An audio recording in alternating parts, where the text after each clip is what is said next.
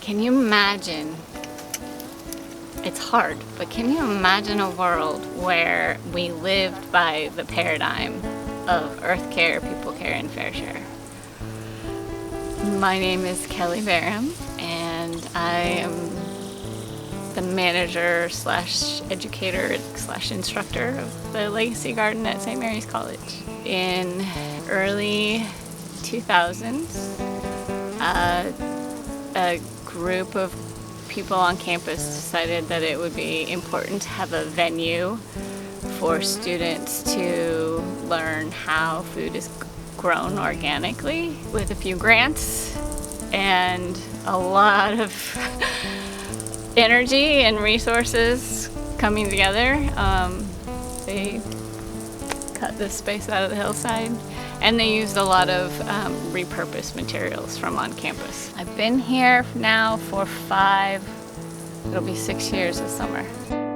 I was introduced to permaculture by a man who was working as the executive director of Urban Tilv in Richmond, where I live.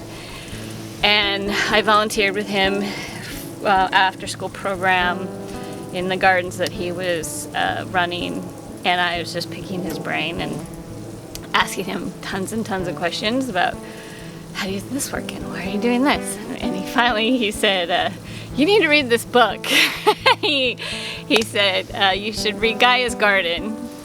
And it was all about permaculture. Permaculture is two words taken together, permanent and agriculture. And it is not a new concept. It is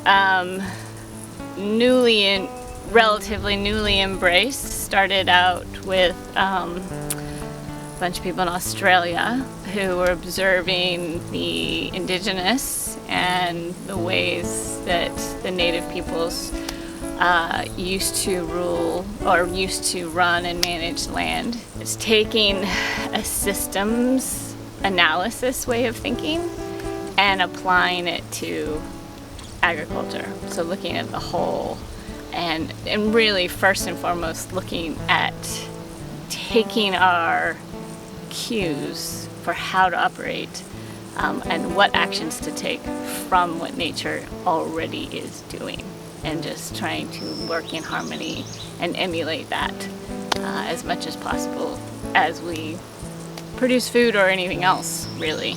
It's a philosophy that people really embrace and live by.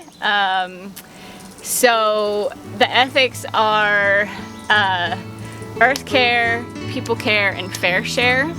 Number one, always for anybody who's growing food, you're really trying to care for and manage the biological diversity of the soil. If you are focusing your energies and your resources on tending to and regenerating the soil and maintaining all the living things that are in it, then everything else will take care of itself.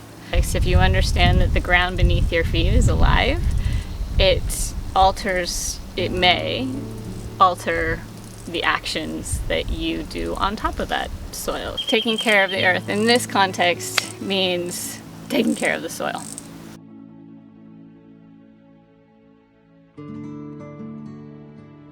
But we need them. We need that biological diversity that lives in the animal life on top of the soil. Yeah, and now a lizard decides to show up. So we definitely are covering the people care ethic of permaculture by feeding, cultivating the soil so that it grows healthy organic food. And the more healthy the soil is, by the way, the more healthy the food is. With different groups of students, we might harvest and dry and cultivate some medicinal products and body care too as well. This becomes a laboratory, a living laboratory where students and staff, faculty, come and observe, learn, see for themselves, get their hands dirty, calm their nervous systems, just allow Mother Nature to work her magic. The list of like how to share fairly goes on and on and on. I mean, it's just as only limited by our own imagination, really. We share with the natural wildlife here on this hillside, whether we want to or not. We share.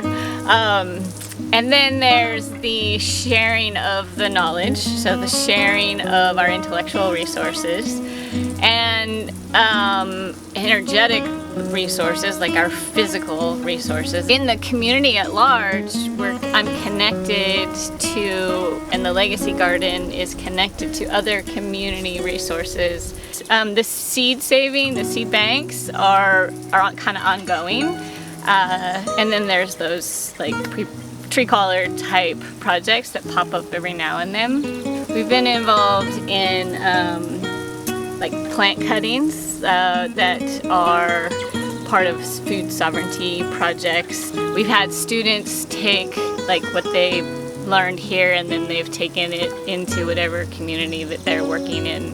There's a lot more potential for this space and this place as a resource in general to become even more of a learning center. Everything starts with intention.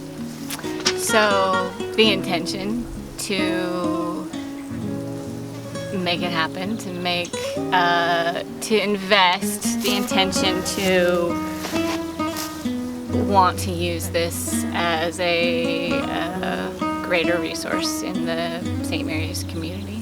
And then, then to just execute the intention with resources and energy is all it would take. We could do a lot more workshops on how to preserve a garden yield, because a lot of people are apprehensive about growing their own food because then they're like, what am I going to do with all of it? Well, that's a skill set we can share. And those are trades, literally, that have been around for thousands of years that some of us have learned and are practicing, and we could share that. And students could be a part of that. And faculty could be a part of that. Imagine a world where we actually lived by those ethics. It wouldn't be so consumeristic, it wouldn't be so individualistic if we actually considered the biological diversity beneath our feet and in our air and in our water, and our planet wouldn't be heating up, and it would look very differently. I don't think we would all have so much stuff, but I think we'd be happier. This is an open space. The people can come anytime, whether I'm here or I'm not here. And it's like any other communal space on campus. It is to be enjoyed, it is to be respected, and it is to serve the greater community of St. Mary's. So it's a fantastic place to breathe.